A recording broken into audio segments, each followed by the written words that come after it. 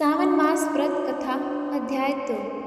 सावन का महीना भगवान शिव को समर्पित है और इस महीने में भगवान शिव और माता पार्वती की उपासना करने से व्यक्ति को धन लाभ, पारिवारिक जीवन में सुख समृद्धि मिलती है। साथ ही सावन के महीने में व्रत करने से व्यक्ति की इच्छा पूरी होती है और व्यक्ति इस जन्म में सभी सुखों को भोग कर अंत में शिव धाम में वास मिलता है।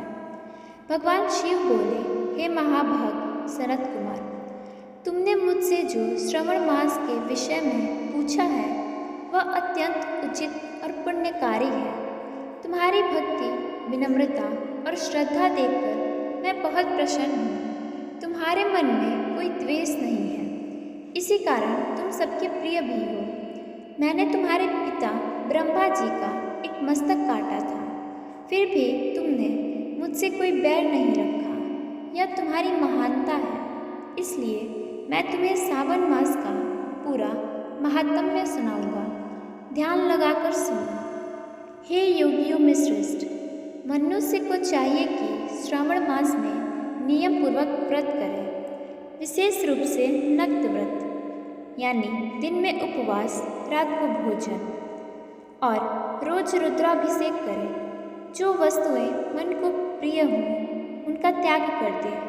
पुष्प, फल, तुलसी दल, बिल्व पत्र आदि से शिव जी का पूजन करें। इस मास में 1 करोड़ शिवलिंग बनाकर उनकी पूजा करना और ब्राह्मणों को भोजन कराना अत्यंत पुण्यदायक है। पूरे महीने फलाहार, उपवास और धरती पर शयन करने से पुण्य कई गुना बढ़ जाता है। श्रावण मास में पंचामृत से अभिषेक करना विशेष फलदायी है। जो भी शुभ कर्म इस माह में होता है वह अनंत गुना फल देता है। इस माह में झूठ, हिंसा, व्यर्थ बातों से बचना चाहिए। पत्ते पर भोजन करना, शाकाहार करना और शाक का त्याग करना भी उत्तम माना जाता है।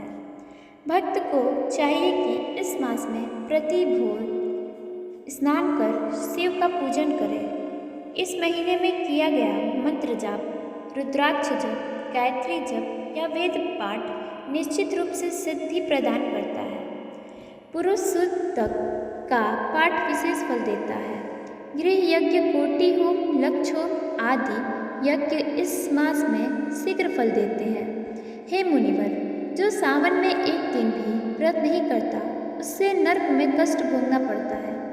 सावन मास में कामनाओं को पूरा करने वाला और मोक्ष देने वाला महीना है। भगवान शिव ने आगे बताया, इस मास में सप्ताह के हर दिन अलग अलग व्रत बताए गए हैं।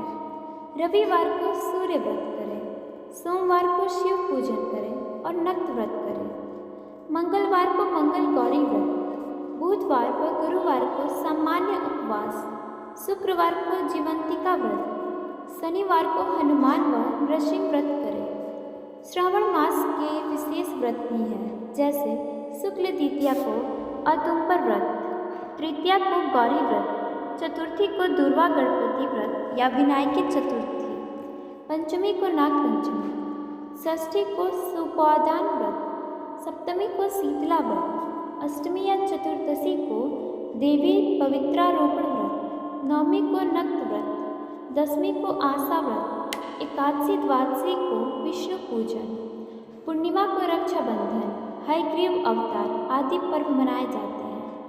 कृष्ण पक्ष में संकट चतुर्थी, पंचमी को मानव कल्पादि व्रत और अष्टमी को कृष्ण जन्माष्टमी का पर्व बड़े धूमधाम से मनाना चाहिए।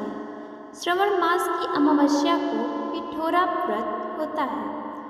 इसी माह में सूर्यदेव कभस्ती नाम से पूजनीय होते हैं। अगस्त मुनि का उदय भी इस महीने में होता है। अगस्त को अर्घ्य देना चाहिए। श्रावण में वर्जित चीज है। श्रावण में शोक का, भाद्रपद में दही का, अश्वनी में दूध का और कार्तिक में दाल का त्याग करना चाहिए। अगर कोई सभी मासों में ना कर पाए तो सिर्फ श्रावण मास में ही शाक का त्याग करके पुण्य फल पा सकता है। भगवान शिव ने कहा, जो श्रावण मास में व्रत, तप, स्नान, दान, मंत्र जाप और उपवास करता है वह मुझे और विष्णु दोनों को प्रसन्न करता है। मेरे और विष्णु में कोई भेद नहीं है। जो भेद करता है वह दुख पाता है। इसलिए हे सनत कुमार, सावन मास में पूरी श्रद्धा से धर्म आचरण करो। धन्यवाद। राधे राधे।